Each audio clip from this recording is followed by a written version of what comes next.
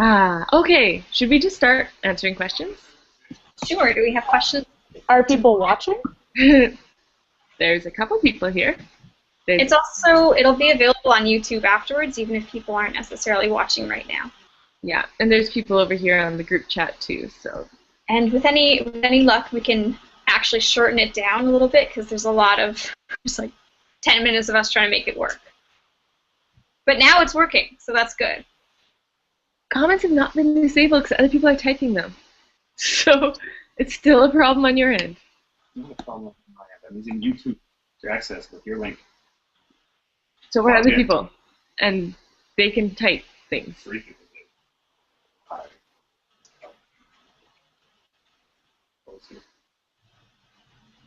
I don't know what else I can do. Should we just start answering questions and comment? Sure. Okay. I've muted my YouTube. Yes, everyone needs to have YouTube muted, which is actually not convenient for typing things, but whatever. Yeah, see, other people can comment. I can't help you with your account. Okay, sorry. So, our first question, drumroll please. Chris, are you the anonymous frog? Anyway, is from Nina, who asks, what will the timing be for the regional tournaments and the National Cup, as in which semester? So, can everyone hear me? Yes. Yes, wonderful. What we've decided to do for regionals is a February regionals for both sides of the country. Eastern regionals and Western regionals will be in February, not November. November is too close to right now to be able to plan a tournament effectively. So we're going to do February. This means that Eastern regionals will likely be in a dome or some sort of indoor facility, which we are prepared for and we've budgeted for, and we look forward to all the challenges that come along with that. Nationals is going to be in the spring. Nationals, also known as Canada Cup, the new sort of Canada Cup, not the old one.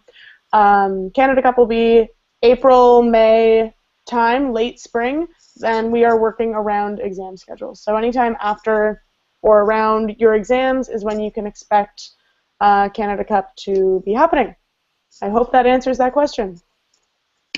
But not during exams, right? Not during exams, no. No, the benefit of only working with one country's exam schedule is that we can actually track every single school's exams and find a week that works, or a weekend that works for everyone. So we're very excited for that. Are people commenting? Am I just speaking out into the void? Calvin's commenting. Hi, Calvin. Yeah.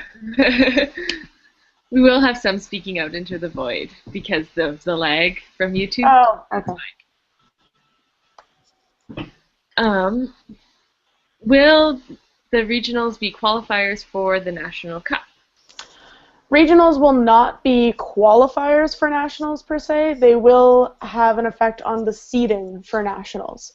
So we recommend that all league teams go to regionals because that's part of your benefits, is that you get to go to regionals, and it's definitely an advantage for you to do that.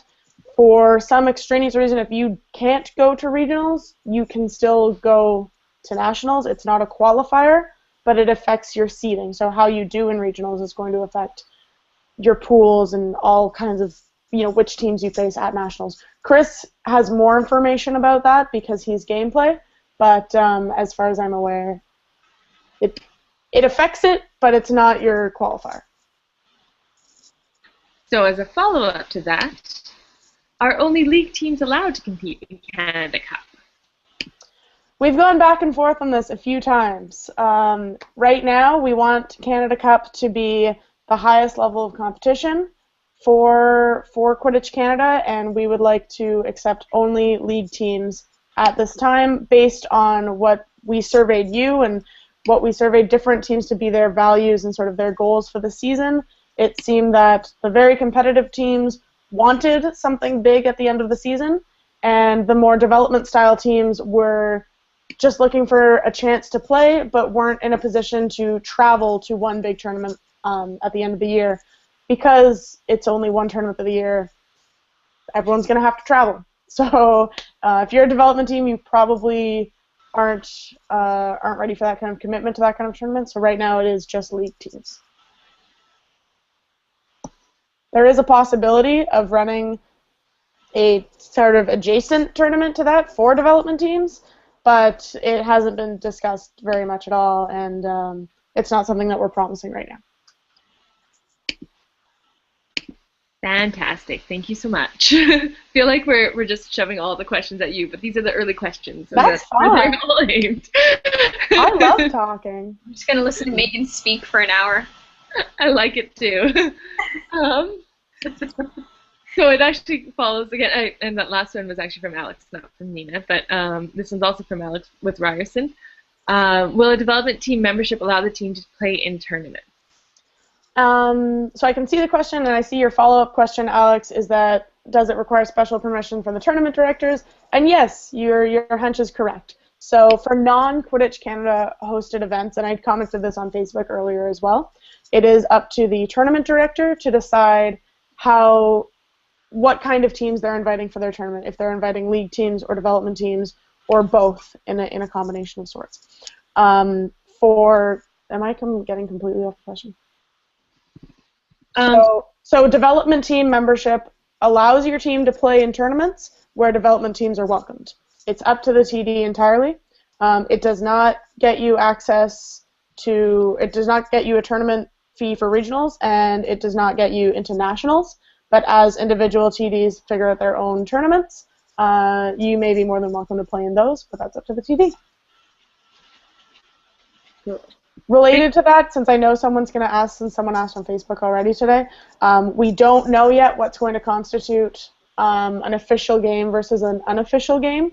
That's something that we have to work out with gameplay, and considering Chris is just one person right now, we need a little bit more of a gameplay department to be able to really talk about and discuss and have answers for those kind of questions.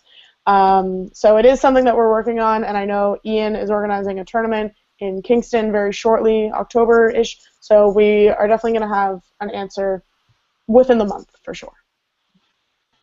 I see a question on the YouTube channel, and it says like Division 1, Division 2 thing, and I think that is, I'm not sure if that's towards tournaments or nationals. That was probably directed to what I said about nationals. Kind of. It's not quite Division 1, Division 2 because of how standings and rankings are working. Again, Chris has more information on this as well, but that was something I had brought up. Do we want to do D1, D2? And Chris said, no, it's not like that. But I can't elaborate any further because Chris had the better explanation for that. But I see where you're going, and my head is kind of in a similar place, but we just don't have the official detailed answer yet. And I'm sorry, I know that's disappointing. One of the other questions that's come up is, usually it's just been seen on Facebook in a few places, and in case anyone missed it, was about different rules for tournaments, especially if games played in US Quidditch and under their rule book at their tournaments could count for Canadian leagues and standings. And right now it can definitely count for standings, which is just a straight up wins versus losses. But we're not sure about how it's going to work for standings because that's a little bit more complicated. So there's more math around how standings work versus rankings. But the idea is that, or how rankings work versus standings. But the idea is that we want people to play games. We want people to play as many games as possible against everyone they can. So for all of this, being a development team as a rule shouldn't keep you from going and playing in tournaments. And being a Quidditch Canada team shouldn't keep you from playing in USQ tournaments, with the exception of USQ regionals and USQ nationals. And Chris commented on that as well earlier on Facebook, is that being a league team, playing games against development teams, there's no downside to that. So it'll only affect your standing, win-loss record, but it won't affect your ranking. So if you lose against a development team, your ranking isn't affected, just your basic standing. So there are so many advantages for everyone. Just play games. When there's a gap in questions, I have one from UTSC. Let's go with your question next then. Okay, sure. So the question was, can a league team have more than 21 players on its roster as long as only as long as only 21 play in any given tournament? What a good question. Yeah, I'm not sure if that's something that we have established yet. That's a joint question, I think, between Jill, Megan, and Chris. I'm not sure if the three of you have had a chance to actually talk about that yet.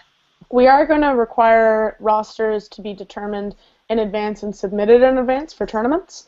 What that player limit is on that roster is yet to be determined. I know a lot of schools have Quidditch clubs in that you have like 40 people at your school that are involved in Quidditch, and whether you split that into one team or two teams is going to depend on this answer. So yeah, that hasn't been decided or established yet, but it's something that we're looking at. I'm going to go with probably. 21 has worked in the past. We're not changing things for the sake of changing them. But we will have an official answer for you when we publish our big list of what makes a game official and what makes a tournament official and the rest of that, which, as I said earlier, will be within the month.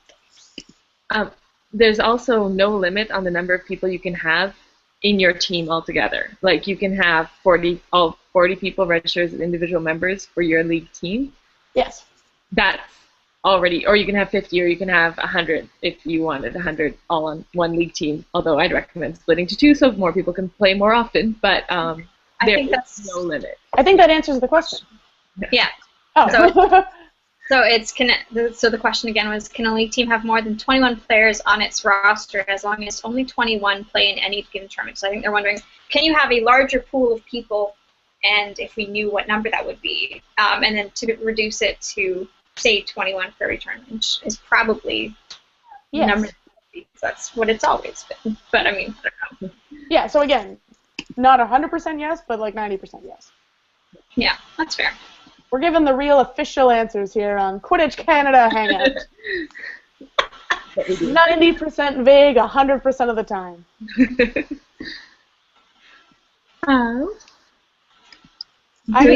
Another good vague answer one for you. How likely is it that the National Cup will be held on the West Coast? From Nina. That is a really good question. It won't be 100% vague. We have not selected locations for regionals or nationals yet. We know that regionals, there's going to be one on the west side of the country and one on the east side of the country, based on separation of teams, and that makes sense, and I think no one is surprised by that. We have not selected a nationals location. A lot goes into that. We have received 2 bids. One from Burnaby has expressed interest, the same location as IQA Global Games, which is very exciting. Queen's University in Kingston has also submitted a bid. But we're looking at more factors than just who wants to host it. We have to look at costs. We have to look at travel costs for all players. We have to look at facilities and all kinds of things. And, of course, the availability of the facilities for the exact weekend that doesn't, the magical weekend that doesn't interfere with anyone's final exams. So a lot of factors are going into that, and we're looking at all of them, and I don't have an answer for you. But likelihood of it being on the West Coast is, it could happen. Yeah, we're definitely not saying it's not going to happen. Can I submit a question that I know we're going to get from that? So teams that are interested in submitting bids, are we accepting bids right now, and what sort of things should be put in a bid? Yeah, we will continue to accept bids, absolutely. We didn't we didn't publish an acceptable bid guideline yet. People just kind of came to us and said, let's host things, so that was very exciting. What we're looking for is what your location is offering us. So don't just tell us all about your location and all the facilities you have. Do that, but also, what can your team offer us that's going to make it easier for us to host a tournament there? Things like sponsorships, things like local business support, things like advertising. Get creative. Get thinking. If you've ever planned a tournament and you thought, oh my gosh, this is impossible, what would make this easier? Can you provide something like that for Quidditch Canada? And then that's going to be something that we consider. Does that kind of answer Steve's question? Because I can see you looking at Steve out of the frame. Oh, Sorry. you were muted. So that actually didn't come from Steve. That was just a question I thought we would probably get. So From things to from think the about. air. Things to think about if you're interested in submitting a bid. Do you have a field in mind? Do you know how much the field costs? Does the city or your team, depending on whether it's a city field or a campus field, is there going to be any possibility to subsidize the cost of the field? Are there bathrooms on site? Are there hotels in the area? Is there food accessible? Like all these kind of things. So you got to think about all the things that we have to think about. It doesn't make any sense, but it's fine.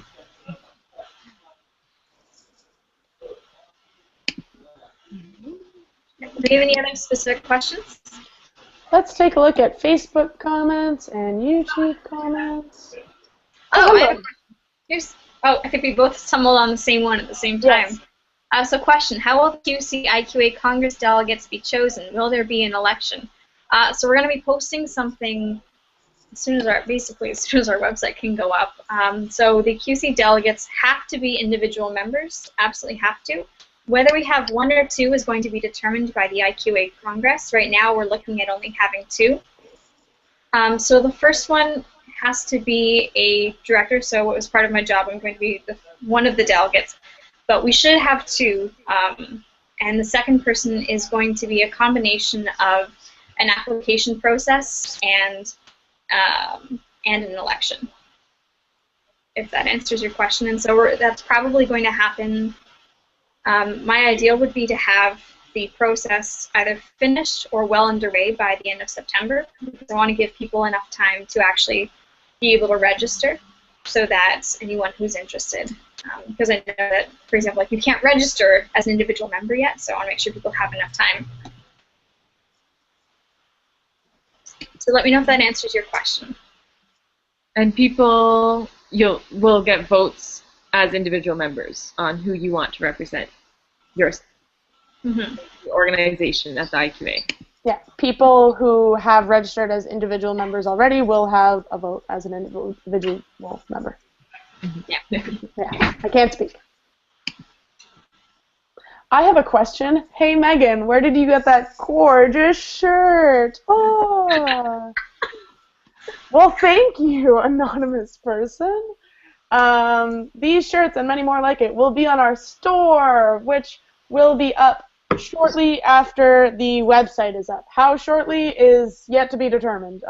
Stores take a lot of work, inventory takes a lot of work and money to acquire. But these shirts were from our Teespring. It may not be the first or last Teespring that we do, or the last Teespring that we do. If you ordered shirts from the Teespring and you live in Ottawa and you haven't given me money, you probably have a shirt on my coffee table. So if your name is Trevor Permet, I am wearing your t-shirt. Shout out, while we're on the subject of that, shout out to David Danos for the absolutely stunning logo that he created for us. Yes, everyone, David designed this, and he is wonderful, and you should all adore him. And yes, it looks even better as a bro tank. Tegan, oh yeah, Tegan's hoodie is on. Yeah, Tegan. There you go. My hoodie is little, there. Little public shaming there for you. Thanks for that. Super appreciate it. Do we have any official questions? Actual question, Nina, is could you guys talk about the transfer between teams policy, where will there be special considerations for schools with A and B teams? That's a wonderful question. I think that is Jill's department. Yes, I think so too. So the concept is that I'm going to assume that an A and B team is going to be an A team is your main team, and your B team is perhaps practicing and trying to make things work. That type of stuff. Like they're practicing, they're learning, but they're not a league team. So with that assumption in mind, and feel free to correct it in the YouTube comments, your A team should be registered as a league team, your B team would be a development team, and then all of your people can belong to both teams.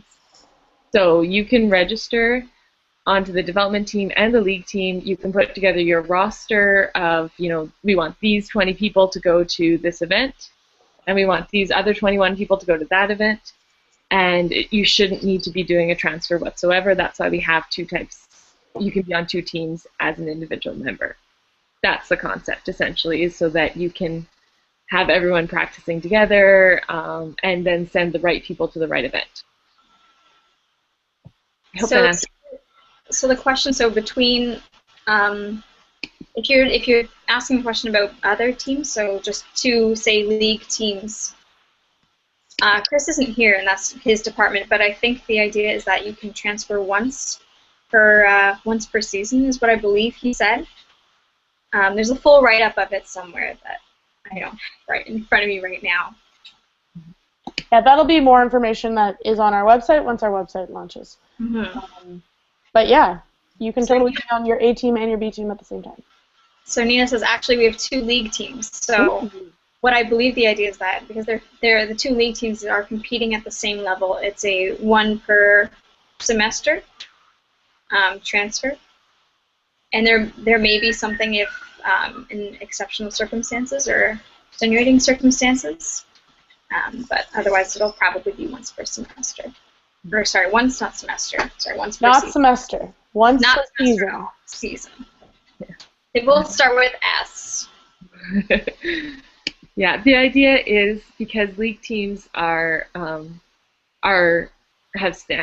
rankings, so you want to have the same people playing on the same team as much as possible. Because as you transfer people between league teams, it's going to mess with the rankings. So if it was just standings, development teams, not nearly as worrisome. But because we want to make sure that we're comparing apples to apples, we don't want to have some of the apples moving over to the oranges basket. If we don't have more lists of teams, I have a general question that I'm sure people are wondering. So, Jill, I'm wondering if you can talk a little bit about why we chose to have the structure that we do, because I know it's pretty unconventional in the Quidditch world so far to have two levels of teams and the ability to play at both levels. So I'm wondering if you can talk a little bit about why we decided to do that. We decided to do that for a couple of reasons. One of them was that in our interviews with people from across Canada, we determined that there was definitely a need for services at two different levels. Our main goal is to have is to develop the sport of Quidditch in Canada while still providing for people who already have some of those basics down. So the concept was that if you can play on a development team and a league team, that you can have a whole bunch of development teams, have a few people from each of these teams potentially combined to make a league team, and then they can go out, play at tournaments, travel a little further, play at a higher level, and bring all of that experience back to their development team. So that's one of our goals for sure. Other goals are just to make sure that people can play as much as possible at a level that they want to play at. Because some people don't want to play at a super competitive level, but we still want to know about them, to be able to help them train in ways that are appropriate for them, and to get their teams stronger and spread the club across Canada. So. Yeah, thanks for that.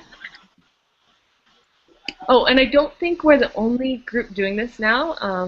Quidditch UK has something similar with their Challenge Shield teams versus their regular teams, I think. Mm-hmm. So, and we have been watching what the other countries are doing. So I think it's not just us that's doing it, which is nice too, but I think we're doing it for slightly different reasons. So. Do we have any other questions written anywhere?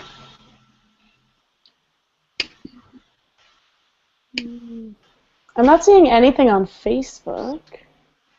Toma, have you received anything in your email?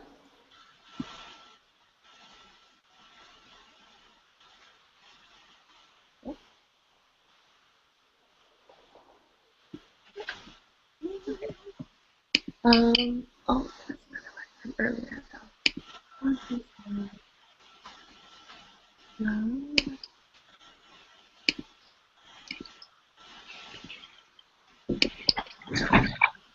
Where did it go? We've got super slow computer situation.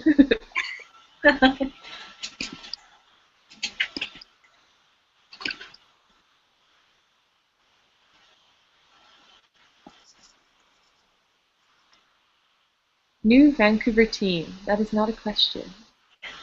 We are very excited about the Vancouver Storm, though. That's very exciting. We love new teams. Mm-hmm.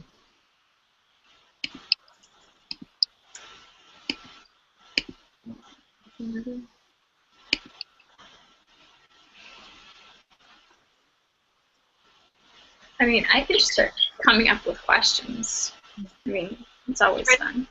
Think of all the questions that we've been answering on Facebook in case people have missed any of the answers. I think our number one question there has definitely been, will we still get to play USQ teams or Quidditch UK teams or Australian Quidditch? It doesn't really matter. Teams from other countries, it's mostly USQ that people are worried about. And as far as we've heard, and I've heard this now from 4 different regional directors and quite a few different captains of teams, that there's no reason that you can't participate in any USQ tournament held or USQ sanctioned tournament held in the States aside from regionals and nationals, where you'd also have to be registered with USQ in order to play in those ones. But otherwise, just registering in Quidditch Canada should let you play in every tournament, and registering as USQ, unless a tournament director decides otherwise in Canada, should probably allow you to play in most Canadian tournaments, again, except for our regionals and nationals. So our goal is definitely not to put any barriers up for playing, and I think our membership program is designed to do that. I don't know if there's any follow-up questions to that anyone have seen, but that seems to be people's one of the biggest concerns out there is, can we still play each other? And as far as we know, should be able to. And I've heard it from 4 different regional directors that they think you should be able to as well, so that's a good sign. Yeah. The main thing is just if you're concerned to ask the tournament director, because that it's up to them, even not USQ, it's up to the individual tournament director whether or not they're going to allow unofficial teams.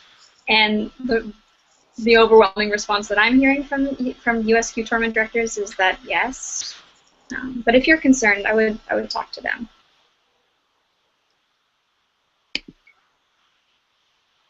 The only exception is, of course, their nationals and regionals, where you do have to be a full USQ member to participate. As well as all of the other requirements, which they have published very clearly on their website. Yeah. Like this, we have a comment now on YouTube. It says, I love the 2 levels. A team doesn't have to be competitive nationally to get benefits from joining. That's definitely one of the reasons why we set up our development teams option and individual membership.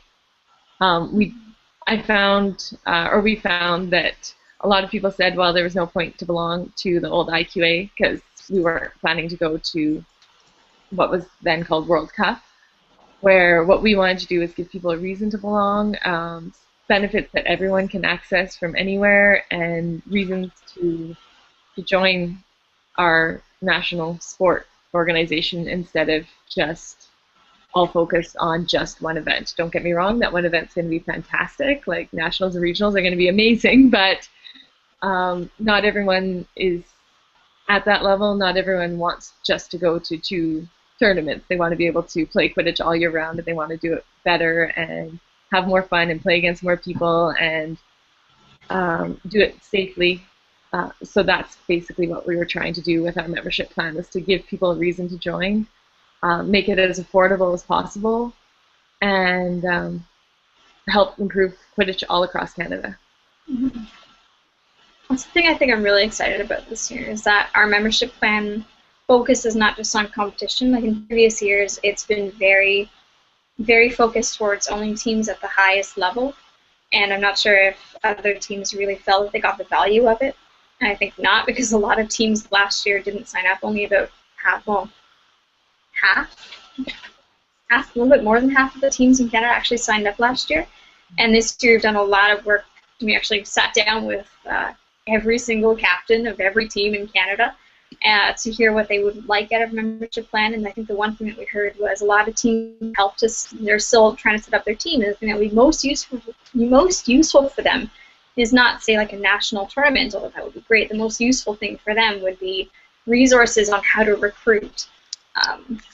So I think that was really valuable for us, and that's one of the things we really tried to focus on in our membership plan, to make sure that those resources are available to them. Because there's a lot of experience out there, but how do you ask for help if you don't know anybody? So I'm hoping that that's a thing that new teams find valuable, especially. Oh, there's a question. Yes. I see a question. I'm going to answer it. Oh, let me read the question. Then like a game show host. All right.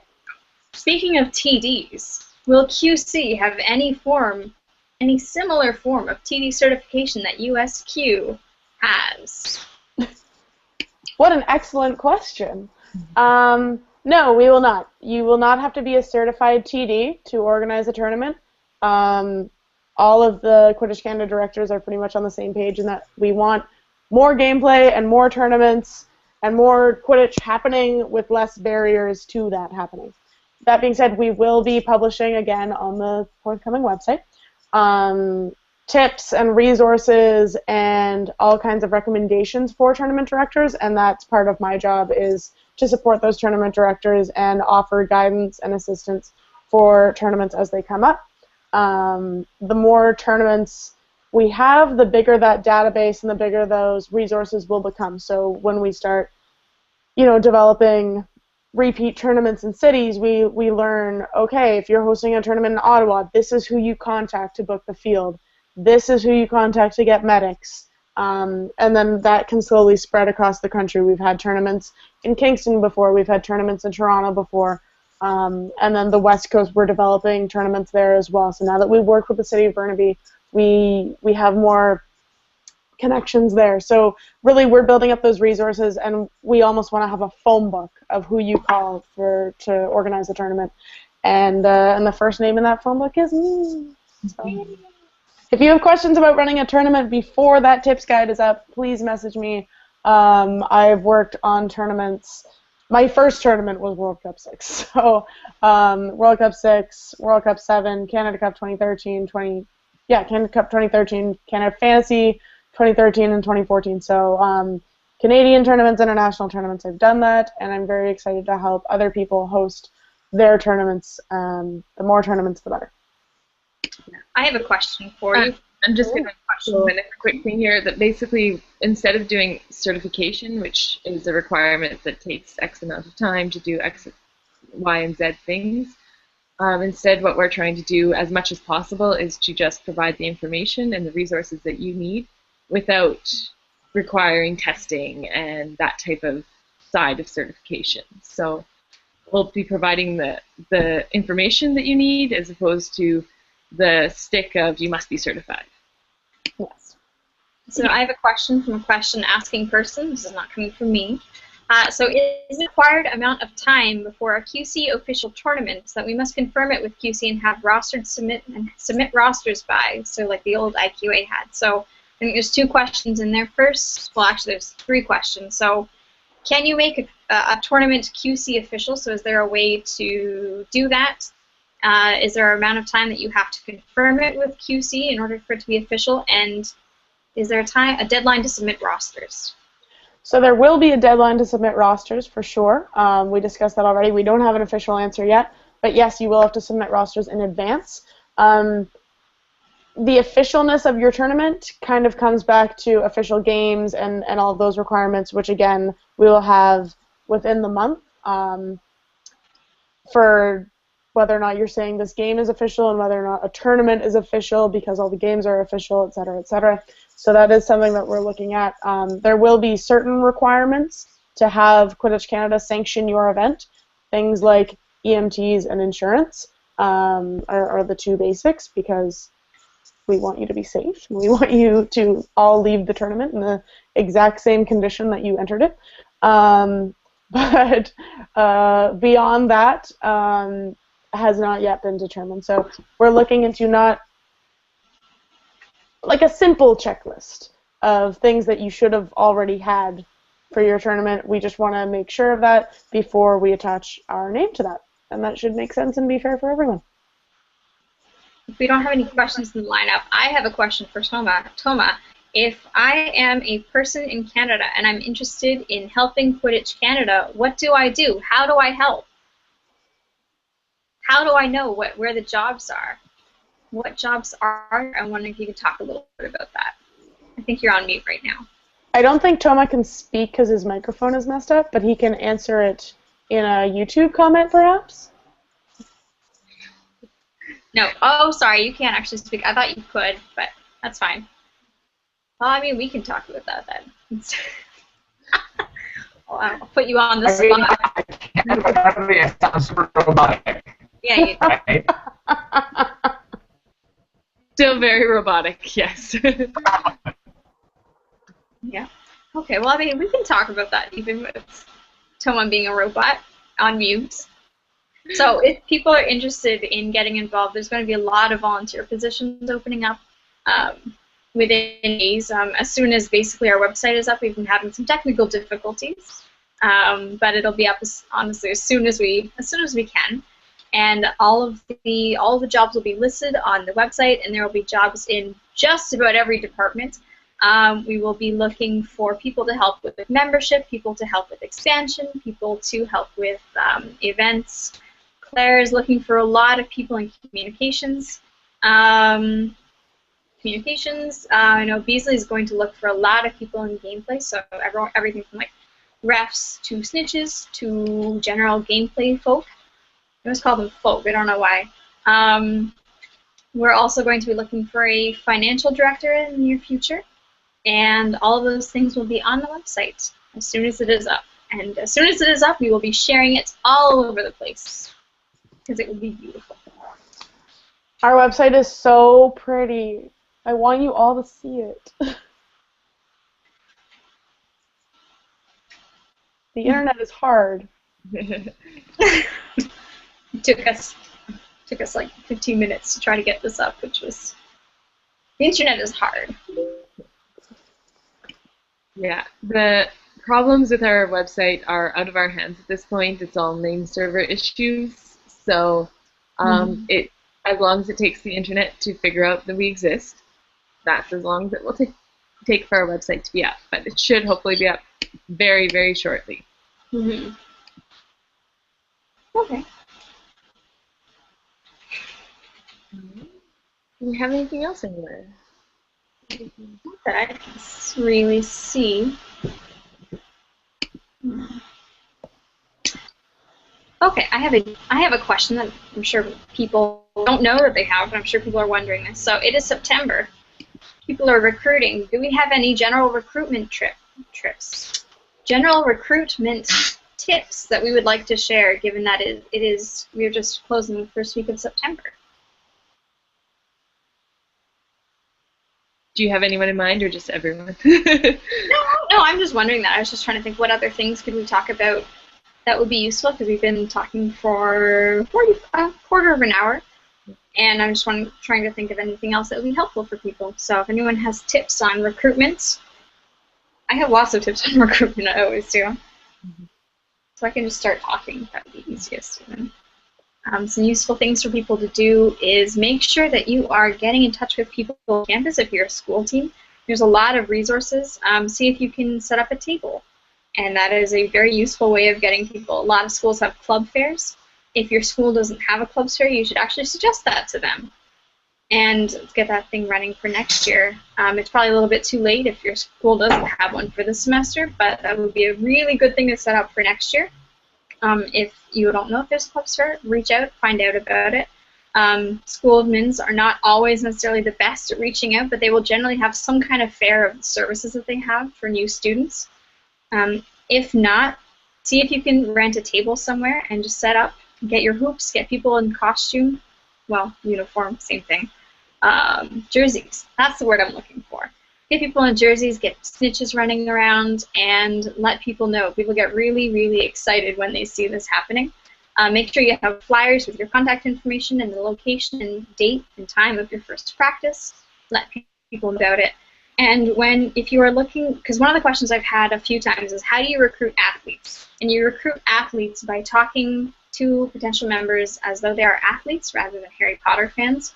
Our sport has a bit of an interesting thing where we have half athletes and half Harry Potter fans, and then that Venn diagram overlaps somewhat. But what you want to do is, rather than focusing on it, if you're looking to recruit athletes, you focus on it as a sport. So it is a full contact co-ed sport played all around the world. There are hundreds of teams globally. You might want to talk about the global games that just happened if you were trying to advertise how widely played it is. You can also talk about the high level of competition in Canada. So we had 16 teams at our last Eastern Regional. I'm going to start calling it. So formerly known as Canadian Cup. Canada placed third at Global Games. All these fun facts for you guys. We sent 5 teams to the World Cup last year. Other interesting things.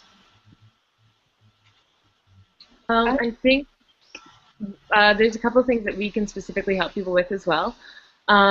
You mentioned getting into your club's open days. I think there's one university that has trouble where they're stuck between their clubs. People say that you're a sport, your sports. People say that you're a club.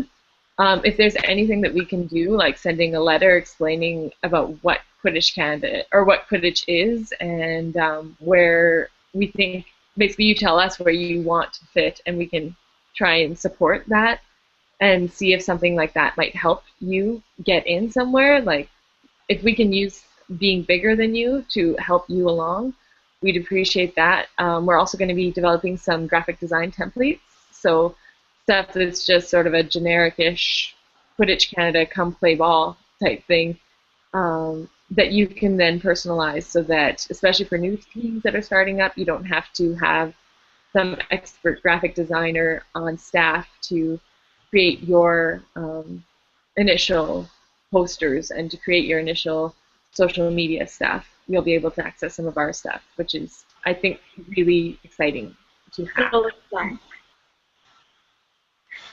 Yeah. Other things to do throughout September are make sure that you are being active on campus. So that could mean networking with other clubs, networking with associations. It depends on what your campus is set up as. Excuse me, but make sure you're reaching out to them. I've seen teams challenging other clubs or other sports teams or other student associations to games, and that's a really fun way of doing it. Staging snitch chases across campus tends to be really effective, because if you have somebody dressed all in yellow running through your cafeteria, it tends to attract some attention. So you want to be respectful of the other people who are sharing the space with you, but people tend to be pretty happy about it, and it's always a fun thing to do. Make sure that there's information. It's not just a person in yellow going by. So you want to have a person in yellow throwing business cards. Good. Yeah. So you might have them distributing it themselves, or you might have a couple people wearing their jerseys, handing out flyers afterwards. Trying to do anything really to get attention. And good things to do for fundraising. Bake sales are always fun. If you can get sponsorships with local businesses, that's another really great way. And that's a resource that I believe we'll be developing over the next little while. Other things. We have a follow-up question in Facebook or on YouTube. Sorry, that thing. Will community teams get similar help liaising with city governments? Absolutely. If there's something that we can do to help you get through to your local municipal government about who you are. What I found the biggest thing for myself as a community team person is registering as a nonprofit society. So we will be developing some resources around that to help community teams figure out how to register within your province and within your provincial jurisdiction, to try and make it as simple for everyone as possible so we can learn from each other's experience. But if there's something that we can do, like if a letter from us would help you, absolutely contact us. It's something that we can easily help you with. We have another question here. If that's okay, can we move forward? Yes? Yes. Do we expect some U.S. teams will be joining Quidditch Canada? And well, we can't guarantee one thing or another. It's definitely open to American teams. I think that especially if they're looking for something at that development level, they are very, very welcome to join as individual members or as a team. So I don't know if there's anything more that we can say about that, but it's definitely something that we're open to, and something that I think a lot of our resources will be provided online, so you could sign up from anywhere and access our stuff. I hope so. I think a lot of American teams would see value in that. Mm-hmm.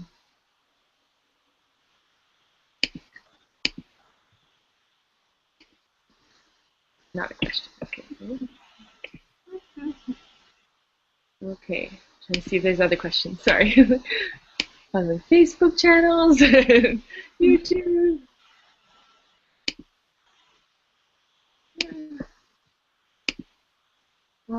Is there anything else that anyone has seen coming up on Facebook that we could highlight for people? Not for me.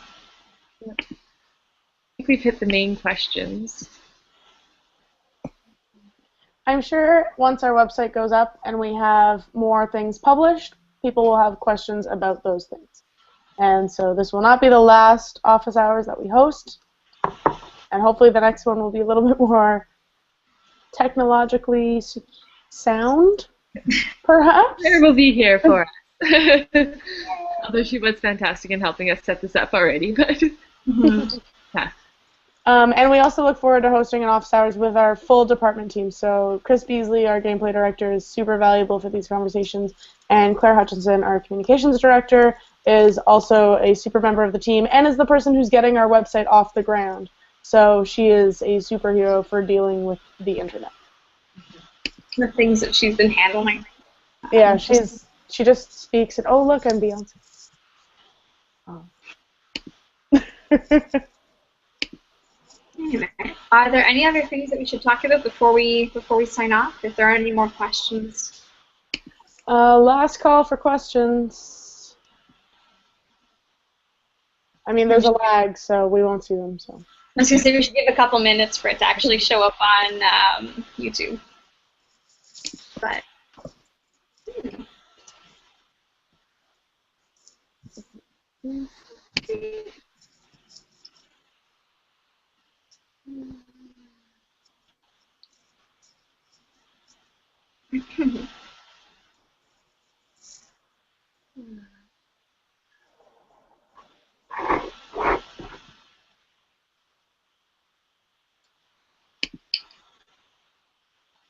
But beyond that, if people have more questions that that they would like to have answered, it's a weird sentence. They're free to send us a Facebook message, send us emails. All of our emails are firstname.lastname@quidditchcanada.com. They are also welcome to send us a Twitter message, send us a Facebook message. Just about anything. Yeah. Skype with people all the time. Love Skyping with people. If you have any questions whatsoever. But yeah, beyond that, anything else we should talk about before we sign off? Doesn't look like it. All right. Well, thank you guys all for coming. Thank you guys for watching. Please let us know if you have any questions or any suggestions or, any feedback at all. Everything that I've heard, I've heard lots of really great feedback about our membership plan. If you have any suggestions or concerns or questions, anything at all, send us a message. We're all really friendly people. Yeah. And sign up. We've got our Teams membership, or Teams pre-sign-up is already live. The membership database itself should be live by next Monday at the latest, and hopefully sooner than that.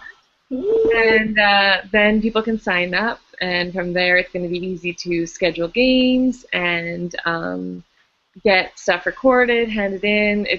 It's a really, really great system. Organize your team with it as well. So it should be a really good system. We just want to make sure that we've got everything in the proper languages and we're collecting all the right information and not collecting stuff we don't need to collect. So that's basically where we're at right now, and it should be up by next Monday. So. Thank you, Waterloo. They said they don't have any questions, but thanks for all the hard work you all do. Thank you. We appreciate it.